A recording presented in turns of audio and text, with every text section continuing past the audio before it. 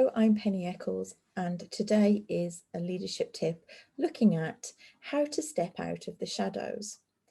It's something that I get asked a lot of, especially by aspiring leaders. And I think the root of this question is about self-confidence.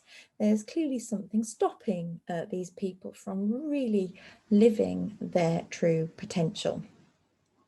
And as usual, when I try and give some advice, I try to think back to a time when I might have felt in the same situation.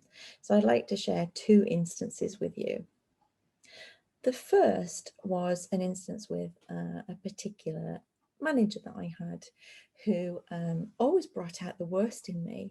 I consider myself a very confident person, but whenever I came face to face with this particular person, I would start stuttering, I would blush, I just would never be very proud of myself when I was with that particular person.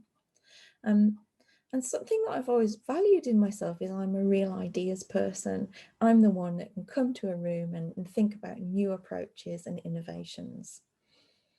So somebody gave me this advice, which is whenever I found myself in a room with this person and perhaps got a bit flustered, to turn to the first page of my notebook. Now, I would always keep that precious first page of my notebook blank. I don't know why, it's just a thing I have. But she encouraged me to write on that first page, in small letters in the corner, my ideas are important. It might seem like a very small, insignificant thing, but goodness, did that create a difference for me. Whenever I was going into that room with that person, I'd flip to the first page of my notebook and think, yeah, my ideas are important, and it made quite a difference. In fact, whenever I get a new notebook, which is more frequent than I care to admit, I do write that in the front of every first page.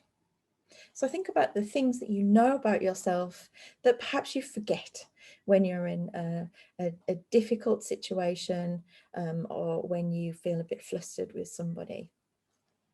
The second thing I'd like to share with you when I sometimes feel underconfident is if I'm about to give a big presentation or if I'm going to an interview. And again, this is another tip that I picked up from somebody else. This is how you become a good leader. I think you just learn and learn all the time. And that was to become really physically grounded. Because if you're shaking and you're very underconfident, you're not going to feel like you've got a steady surface. So it's important that you keep both feet firmly on the ground. Don't cross your legs. Don't wear particularly high heels if you're a high heel wearer.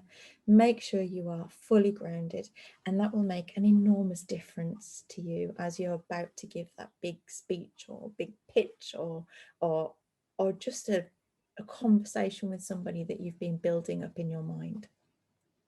So two tips from me about gaining confidence.